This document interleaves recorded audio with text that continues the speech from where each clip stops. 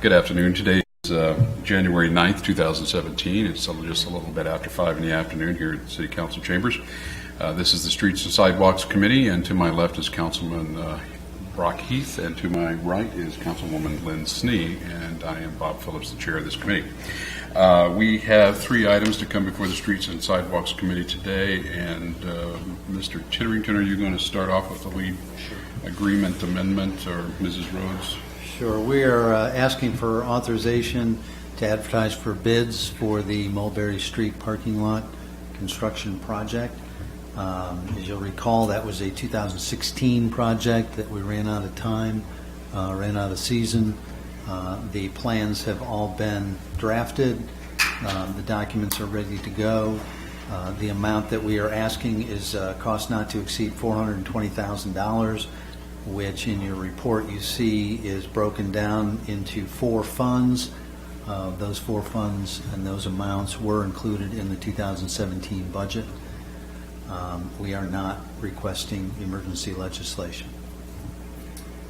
We didn't encumber any of that in the 16 budget. We did not. Okay. And this is Mulberry Street only, the 2 lots across the street from each other. Well, this is behind the police station as well as across Mulberry, the small lot there, At the corner. and the vacant lots that we acquired and demolished. Okay. I don't have any questions. Either one of you. I'm just making sure I understand that the parking lot you're envisioning does come across from that lot across Mulberry Street so that it would be yes. connected. And the idea is that we would keep Mulberry as a one-way out. Okay. Out or in? I think it in. In from Maine. That's right. And then there would be some parking spaces dedicated to the police station as there are now, but their location would change? That's correct. Okay. I thought that's what we talked about. Would it be, I'm sorry, let me ask one more question. Sure. Would we be planning for parking meters or any kind of parking control in there, or 2-hour time limit, anything in that? We're not sure how it's going to be designed yet. We're still waiting for the final results from the parking study, which we expect end of the month, early next month, based on the traffic counts and the design work that they're doing there.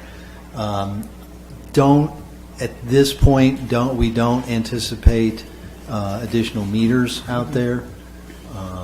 It's not set in stone, but not envisioning it at this point. Probably would have some kind of restrictions on it, unless it became dedicated for resident parking or employee parking, but we haven't firmed that part of it up yet. Would this space, then, those recommendations come out of the parking study, what they would Yes. say is the best use for this? That study includes this area as well. That's all I have. Thank you. You bet. Yeah, I have no questions. Thank you. Any other council folks? I do have a question. Patrick, does this study include anything about a parking garage downtown? No. The study itself does mention that, yes, and the lack of economy in doing so. I understand it's an expense, but we don't, It's a huge expense. it's huge, but we don't seem to shy away from huge expenses, so. And to use the mayor's own words, we invite people into the living room of our city, but we don't provide them anywhere to park. And that's part of. And we have of 2-hour what- limits where people can't park and stay. And that's part of the overall analysis that's being done now. Okay, I would like to see a parking garage considered. I don't know, I know it's not easy just to say, let's get a quote, but I would like to know how much a parking garage possibly might cost. And that's all I have. There's also an additional parking study or streets and parking study being conducted by Troy Main Street at this point also. That's kind of the SKS study. Oh, the MKSK study, MKSK. that's a riverfront downtown corridor study. That's not focused on parking.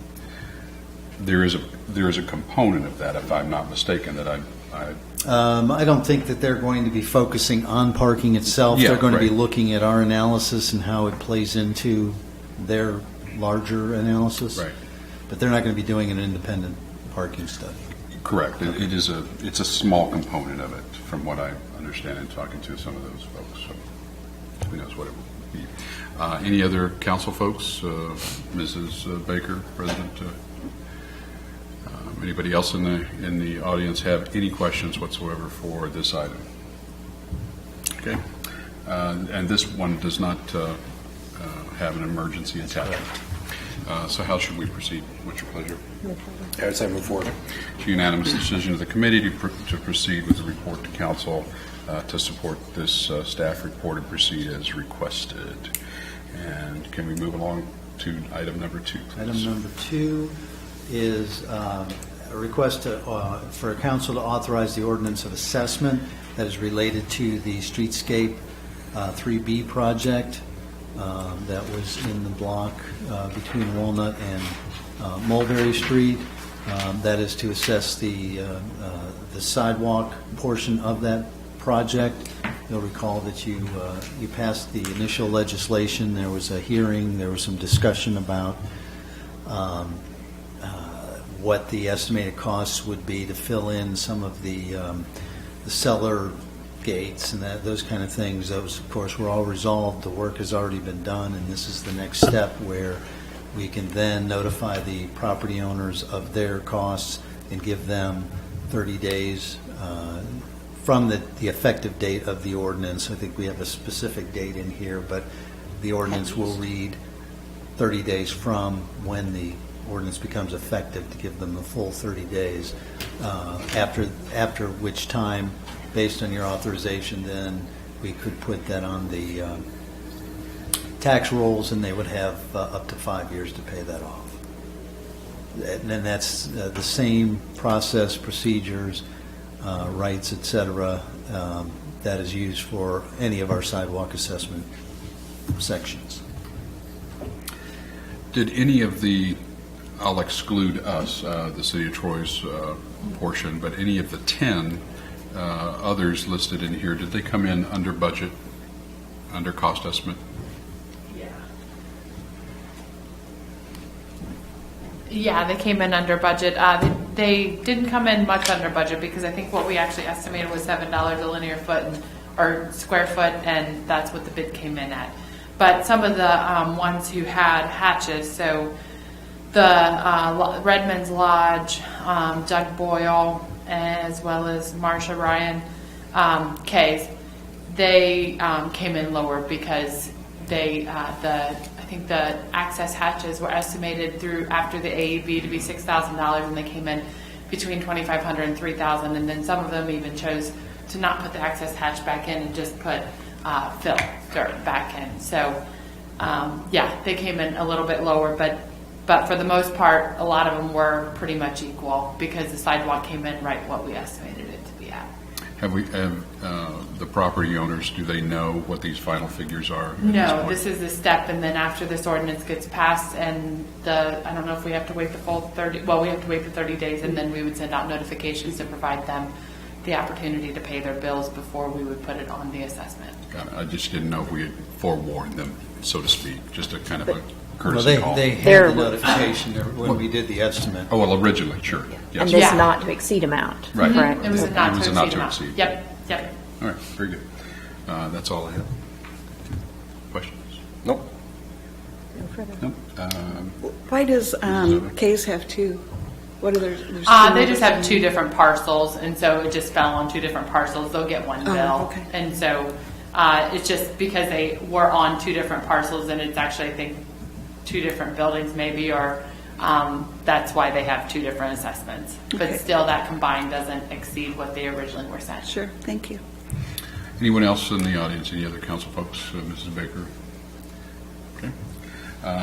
What is your, excuse me, what is your pleasure to proceed with this? Yep, move forward. Okay. It's unanimous of the committee to go ahead and support the staff recommendation for the excuse me, assessments to proceed get all the information out and finalize this. So item number 3. Thank you, Mr. Chair. This is for council to authorize us to sign a local public agency agreement with ODOT. This would be related to the second phase of the State Route 41 Signal Interconnect project. I believe it was either late 2015 or early last year. You authorized submitting that project to complete that project as part of our next large project related to this area. And this is the paperwork that we're required to fill out and to have in place with ODOT. It is requested that we do this by emergency only because that is ODOT's typical practice and requirement. I've read this a couple of times, but I didn't see the emergency designation requested on here. It was not on the memo, however, knowing that it's an ODOT piece of legislation, that is always the case. Right, that's what I was thought. I was going to be asking that question. Okay, I don't have any questions. No, thank you. This isn't going to cost us anything. Not any more than we've already estimated. It's not without With this cost, procedure but here. That's correct. Any other council folks have a question, Mrs. Baker? Okay. Excuse me. What is your pleasure to go ahead and... I'd like to move forward. All right. It's unanimous with the committee to go ahead and proceed with this as staff has recommended. Any other items to come before the Streets and Sidewalks Committee? No, sir. Then we are adjourned, and thank you all for